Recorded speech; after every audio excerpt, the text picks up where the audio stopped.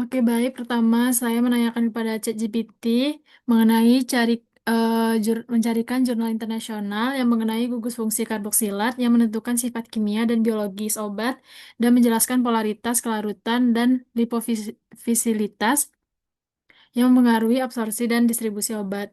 Dan di sini saya tertarik kepada satu jurnal yaitu Carboxylic Acid Zosteres in Drug Design.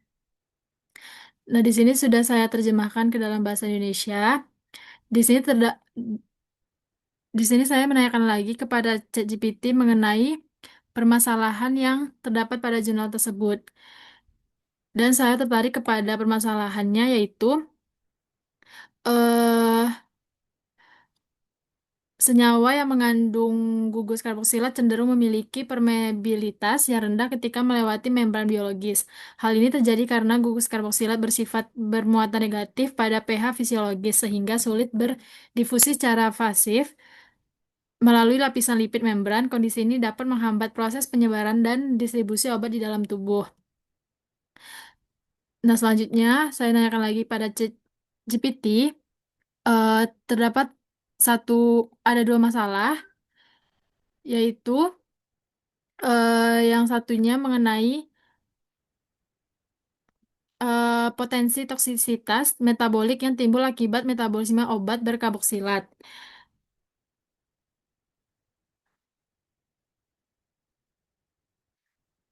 Dan jurnal ini sudah saya cek di SGR rate sudah terdeteksi Q1.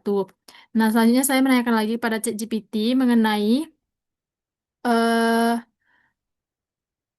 jurnal yang membahas permasalahan tersebut. Dan saya mendapatkan satu jurnal yaitu dengan judul Minimiz- Minimizing the Daily Potential of Carboxylic Acid Containing Drug, a Perspective. Di sini sudah saya terjemahkan ke dalam bahasa Indonesia.